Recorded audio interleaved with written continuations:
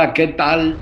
Me da mucho gusto que nos acompañen una vez más en una nueva edición de nuestro programa Dominio Talentia MX, en donde se analiza el panorama laboral, especialmente en lo que se refiere a la administración de talento humano. Tendremos noticias, entrevistas y análisis.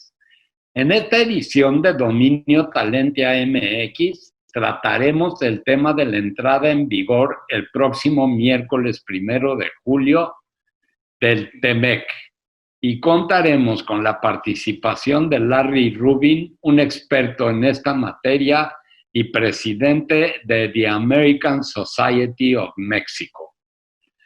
Tras una larga y ardua negociación y la aprobación por parte de los Congresos de Estados Unidos, Canadá y México, el TEMEC entrará en vigor el próximo 1 de julio, un hecho positivo en un contexto sumamente negativo, el del coronavirus.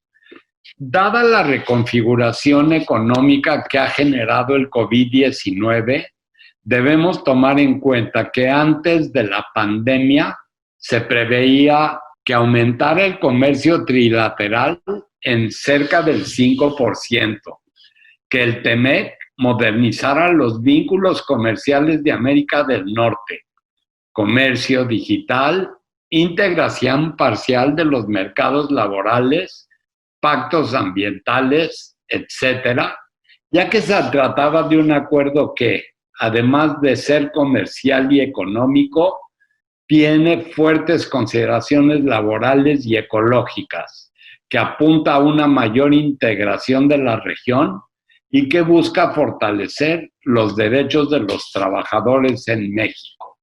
También busca seguir siendo uno de los bloques comerciales más grandes del mundo. Sin embargo, ya en abril de 2020, ante la crisis que causó la pandemia, el intercambio comercial con los vecinos de América del Norte se contrajo prácticamente 45%. Pero ahora el panorama es poco claro.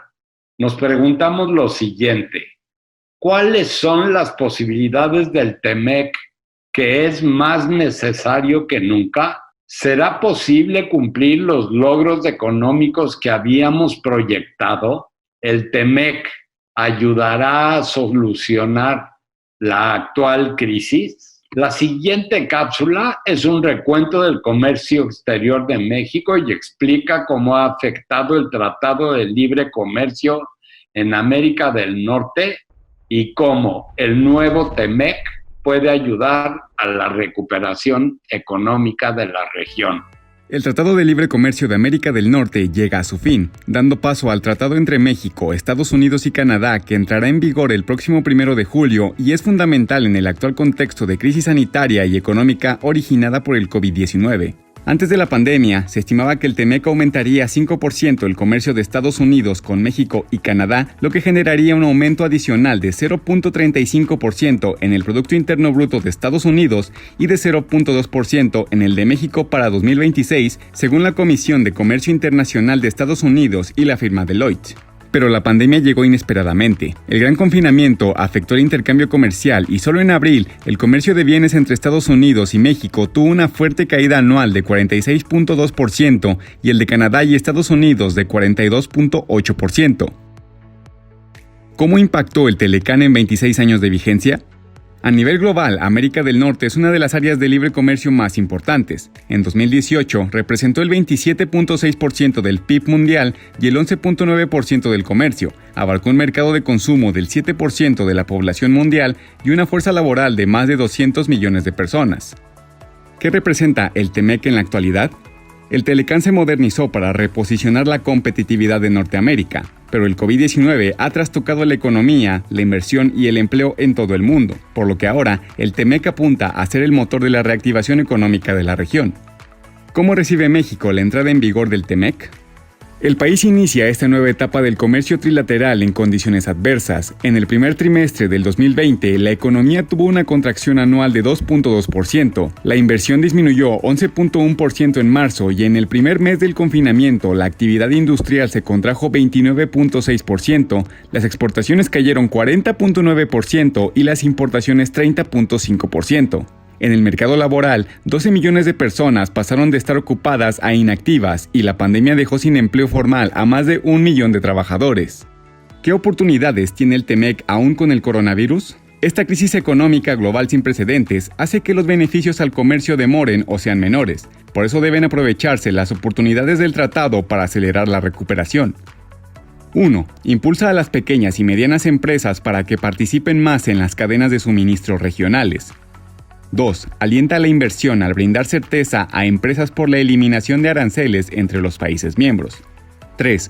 Promueve mayor contenido regional por las nuevas reglas de origen y laborales en sectores importantes como el automotriz, autopartes, acero, aluminio y productos químicos.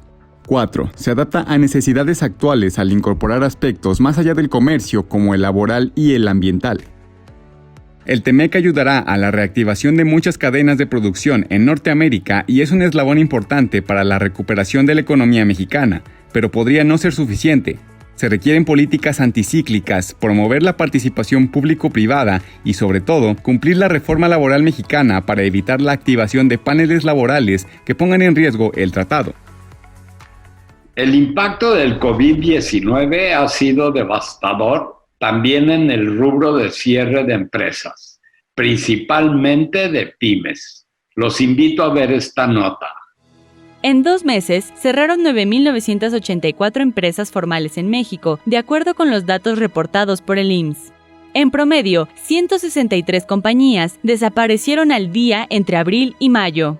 Fueron los meses que se redujeron las actividades debido a la pandemia, situación que complicó la operación para algunas empresas ante la falta de recursos.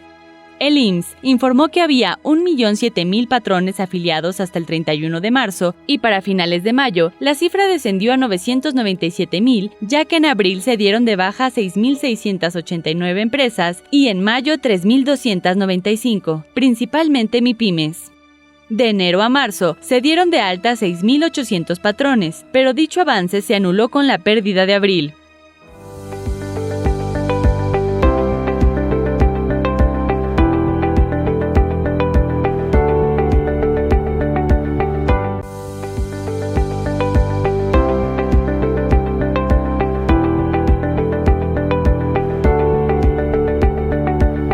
Nos da mucho gusto recibir a nuestro invitado de hoy, Larry Rubin. Larry Rubin es presidente de The American Society y representante del Partido Republicano.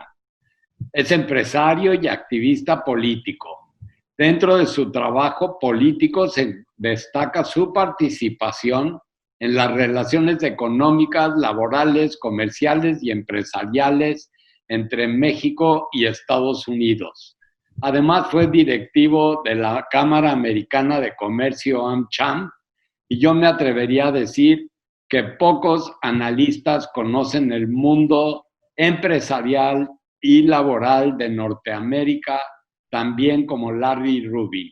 Bienvenido, Larry, y muchas gracias por acompañarnos. Al contrario, Elías, muchísimas gracias a ti y un placer estar con tu auditorio.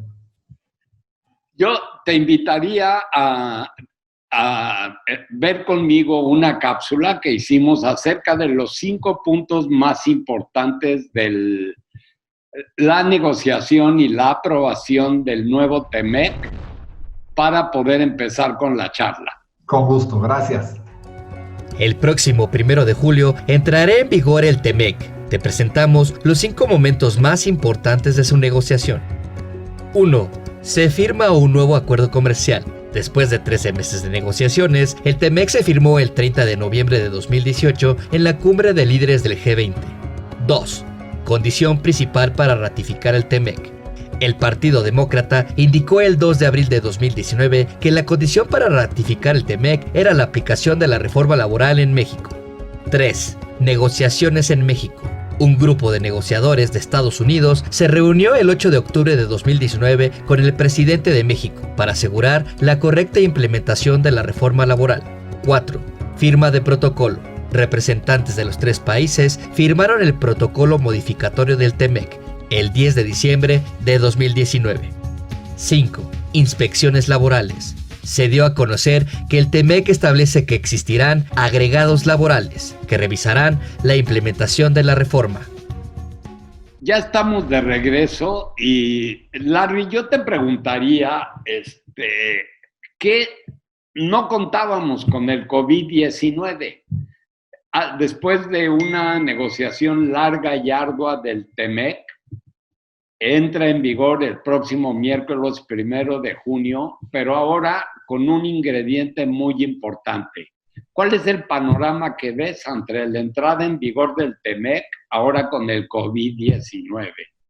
Claro, buena pregunta, Elías. Pues creo que lo más importante del TEMEC es justo que estos 34 capítulos que hoy representa el tratado entre México, Estados Unidos y Canadá, pues pueden ser un factor decisorio para impactar positivamente la economía mexicana. El COVID sin duda ha venido a hacer una disrupción masiva a nivel global, no se diga entre el comercio México-Estados Unidos, y a crear en las cadenas de valor particularmente una disrupción muy importante entre lo que se fabrica en México y se lleva a Estados Unidos. Entonces, eso nos dejó claro que entre las dos naciones, particularmente ante una situación como el COVID, pues poco estaban preparados los gobiernos de Estados Unidos y México, y mucho menos preparados también pues las mismas empresas. Pero creo que sí demostró que la relación comercial México-Estados Unidos es una relación muy entrelazada y demasiado importante para México y para Estados Unidos también. Entonces, creo que el COVID sí ha creado una disrupción en el comercio bilateral que va a empezar a subsanar a partir de que entre en el acuerdo 1 de julio que tú comentabas, y esperemos que entonces sí ya veamos los flujos entre México y Estados Unidos regresar a su cauce, ¿no? Y ahí es donde lo estamos analizando ahorita, Elías. Se pronosticaba por lo menos un crecimiento del 5% en el comercio de Norteamérica, en el comercio trilateral, y debido al COVID ya llevamos una contracción, según algunos analistas, de aproximadamente el 45%, una pérdida masiva de empleos, tanto en toda Norteamérica, en Estados Unidos ya rebasa los 40 millones de empleos, en México pues más de 12 millones de gente se quedaron sin participar en la fuerza laboral. Nosotros tenemos mucha confianza en que el TEMEC pueda ayudar en la recuperación del empleo. Yo te preguntaría, ¿tú cómo ves y de qué manera crees que esto pueda suceder?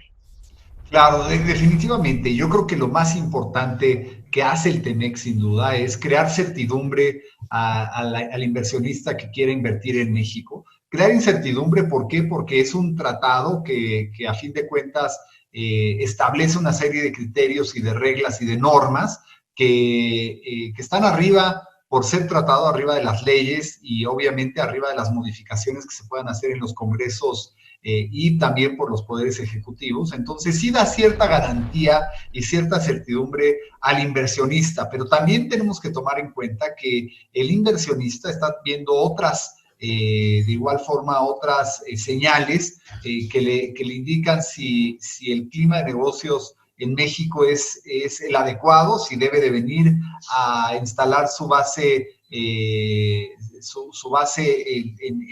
base industrial en México o en otras partes, ¿no? Y todo esto juega pues para decidir hacia dónde van a dirigir sus inversiones en los próximos años. Entonces, definitivamente el TEMEC es un gran comienzo, un gran recomienzo en la relación bilateral, trilateral entre México y Estados Unidos junto con Canadá, pero tiene que venir de la mano de una gran señal a los inversionistas extranjeros que México quiere y está dispuesto a recibir la inversión extranjera y por ende, pues jugar muy limpio, ¿no? a la inversión de que México seguirá las reglas que se han establecido.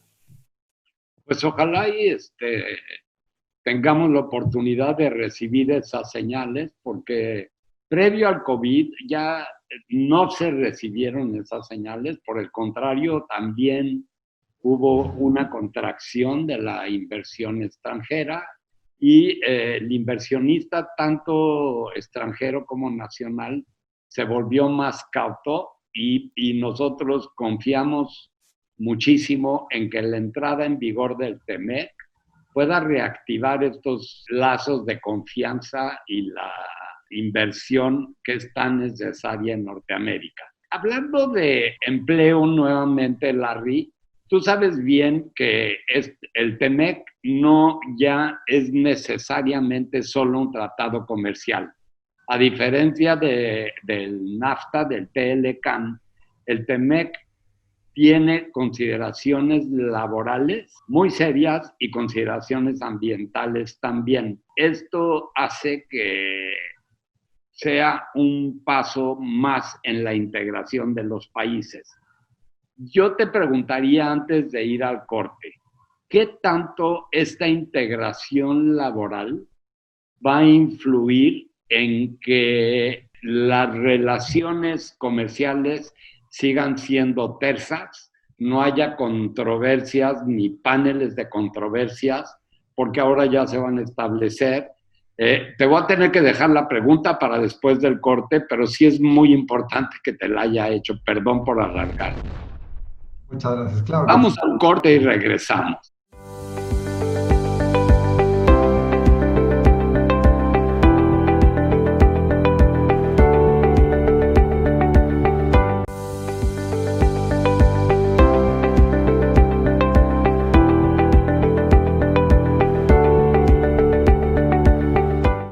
Gracias por seguir con nosotros.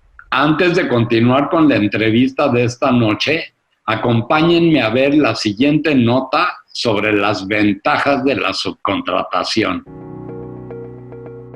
Actualmente, las empresas tienen que retomar las actividades de manera gradual y eficiente. La subcontratación les permite a las pymes ir escalando el tamaño del proyecto o de los servicios según las necesidades de la demanda. Otras ventajas son concentrarse en las actividades esenciales de la empresa, ya que se delegan tareas rutinarias a las empresas subcontratadas mientras los directivos se enfocan en las actividades esenciales de la compañía. Acceso a tecnología. Todas las empresas de subcontratación cuentan con herramientas tecnológicas de difícil acceso para las pymes y la tercerización se las pone a su disposición. Oportunidad de innovación. Las empresas de subcontratación ofrecen servicios novedosos, lo que le permite a sus clientes innovar en sus productos y ser más competitivos. Larry, hablábamos de las consideraciones laborales que contiene el TEMEC y yo te preguntaba si tú esperarías que hubiera controversias en el corto plazo debido a temas que son exclusivamente laborales.